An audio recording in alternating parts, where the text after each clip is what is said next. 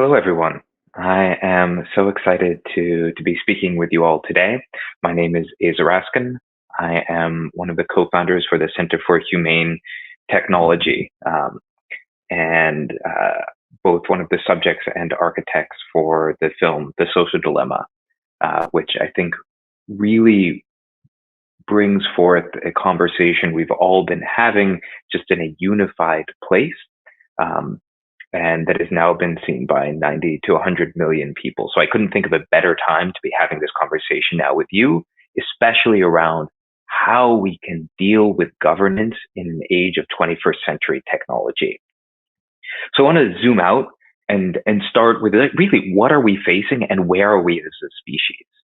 The real problem of humanity, I'm going to quote E.O. Wilson here, that we face is that we have Paleolithic emotions, medieval institutions, and godlike technology. And in fact, increasingly godlike technology. In other words, we are chimps with lasers, or chimps with increasingly powerful autonomous lasers. And a lot of the problems that we are facing now is that our evolutionary emotions and instincts do not fit us well to handle technology whose lever is so long that when we move it a little bit, we do incredible amounts of damage. I mean, we also can do incredible amounts of good. The problem is that as we as a species has grown, our ability to make mistakes as a global species goes down because, if you made a mistake when you're in a small tribe, or previously when we were just individual countries, you lost that tribe, that country. Now we are global, and the technology, especially the information intermediation technology, Facebooks, Google, TikToks of the world, these are global phenomena, so there is no control group. And it's why we are seeing, I think, the rise of a certain kind of authoritarianism or totalitarianism across many different countries at the same time, even though their cultures and their backgrounds and their histories and their particulars are very, very different. India to Hungary to Poland to the US. So we'll start here. This is a dotted line, but in particular, this dotted line represents human strengths, the things that we are best at, our most cognitively able abilities. And this is technology, the power of technology to overwhelm. And, the thing is, there's long been a technopop cultural fixation on the moment when technology overwhelms human strengths, when it becomes better than the things we're best at. And this is a very real issue. It's often called the singularity, future of works, jobs going away. But the fixation on this point misses something very important. And that is down here, this is human limitation, human vulnerability, human weakness. And the point is that technology starts to undermine human weakness way before it overwhelms all of human strength.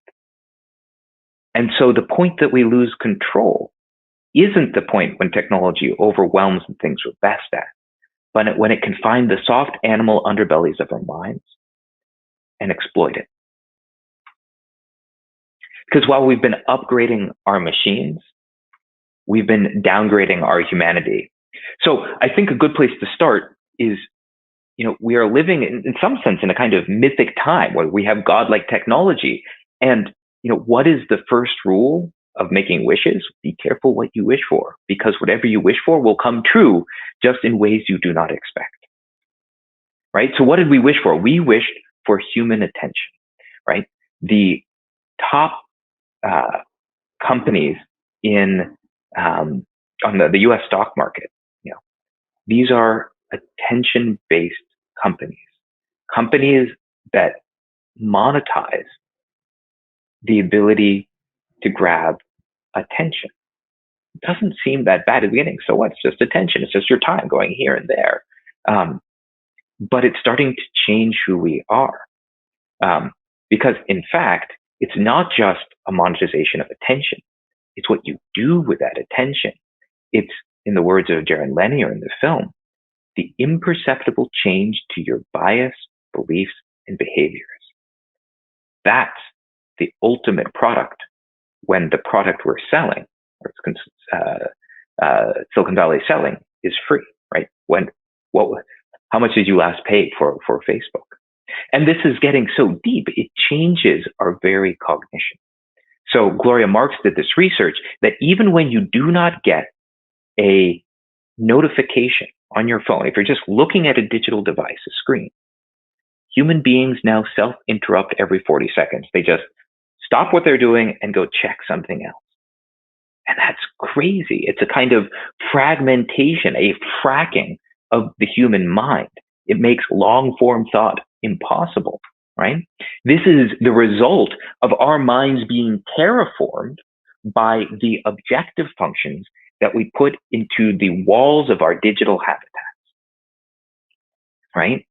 We'll come to this in a bit, but to call them social sites and social networks is to really obscure the true nature of things like Facebook and Google and Instagram and WhatsApp.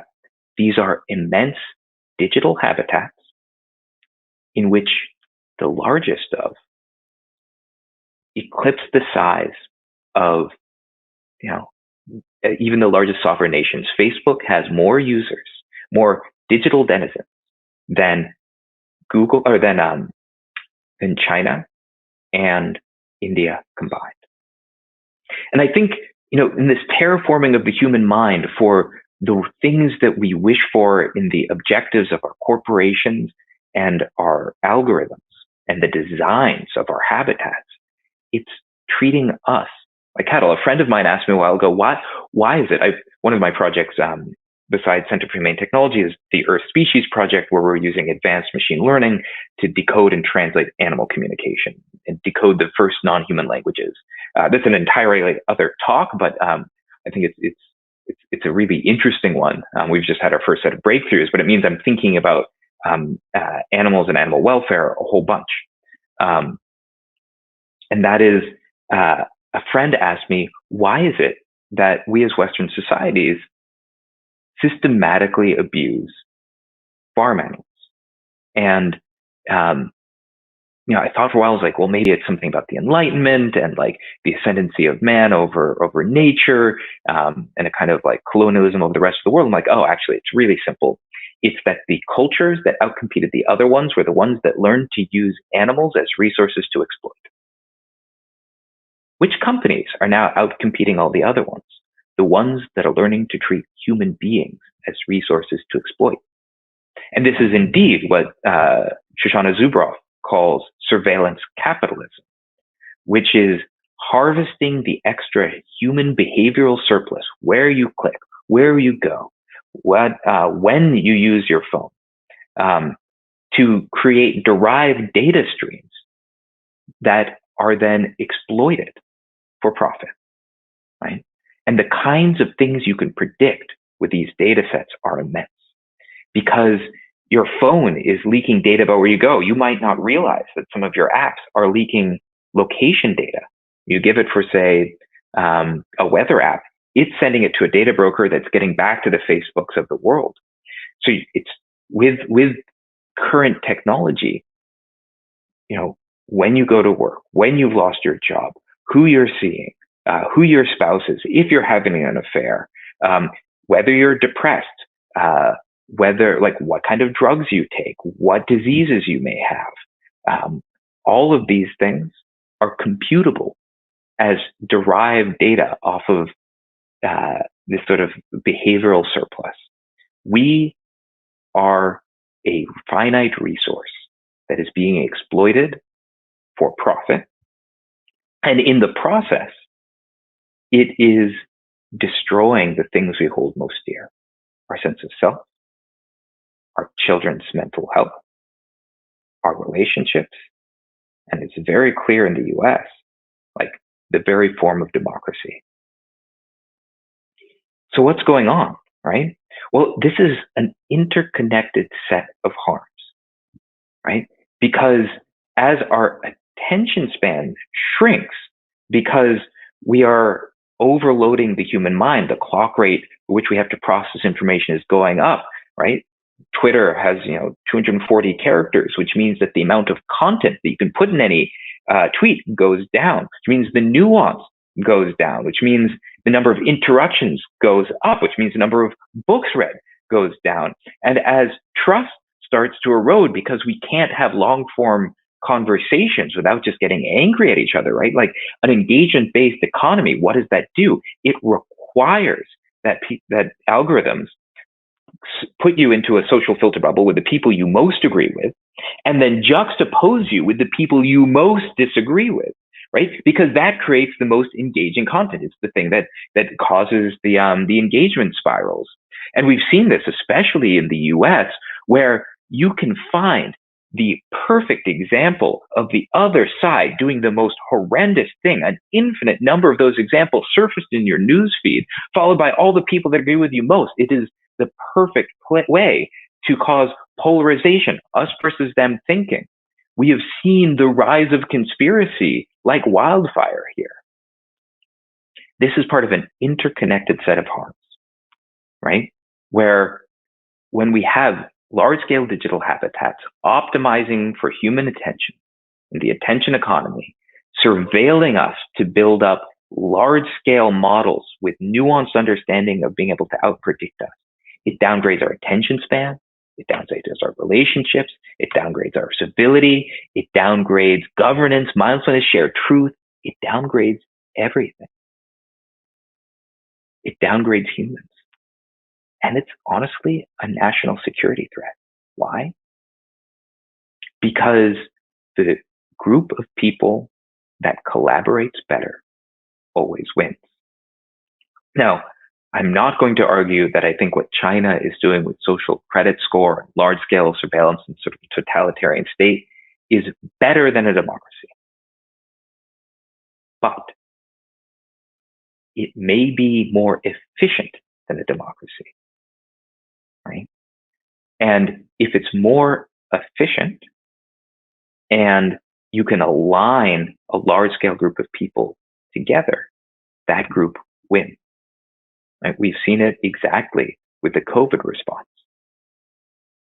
So it is up to us to figure out what upholds the values of a democracy for the 21st century. Because unfettered free speech, let me say it a different way, unfettered speech, where each person has a bullhorn that can connect to an infinite other number of people, creates a world in which we cannot agree on truth, we cannot agree on fact, where we cannot even think our way to a good solution. And,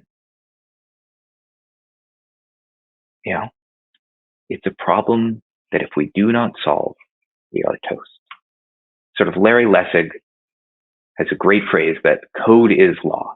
In fact, it's stronger than law because law are rules that tell you what you can and cannot do, but they do not also enforce the law at the same time, something that gets decided after the fact. Coding, there is no choice.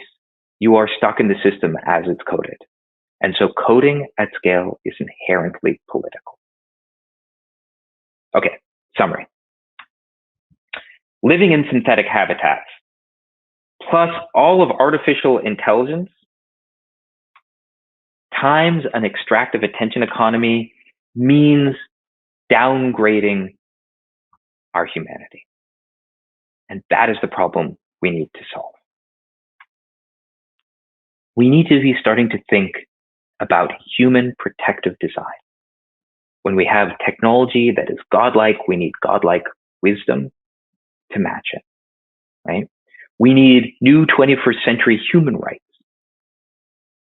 that understand our limitations and our weakness, not because we want to call them out as something that's bad, but rather so that we can design around them as exoskeletons to enhance the things we're most brilliant at, right? We need to move from being as sophisticated about technology, or rather we need to move from being sophisticated about technology, which no doubt we are, to being sophisticated about human nature.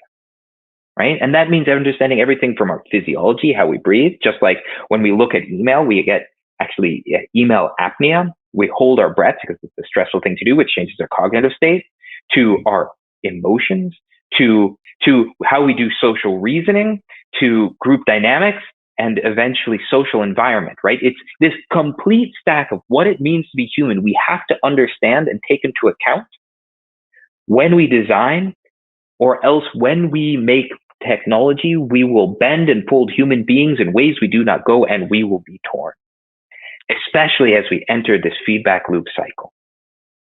But one of the most hopeful things I know is that even though with chaos, you cannot predict what's going to happen, initial conditions matter a lot.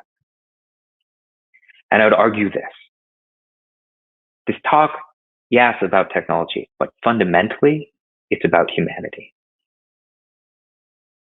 And maybe the next step we need to have is a very clear-eyed and compassionate look at us as a species, our brilliance places, our vulnerabilities.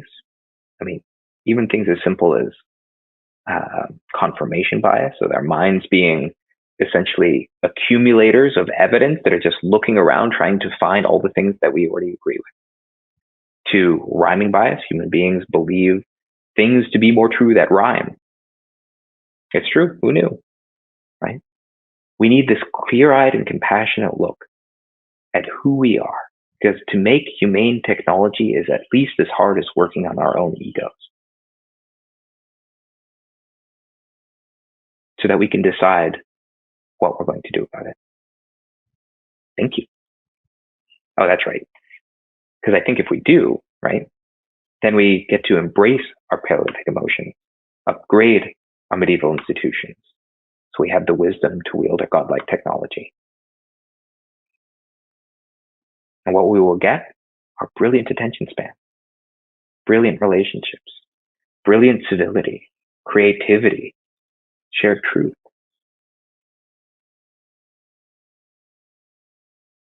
We can be us brilliant humans.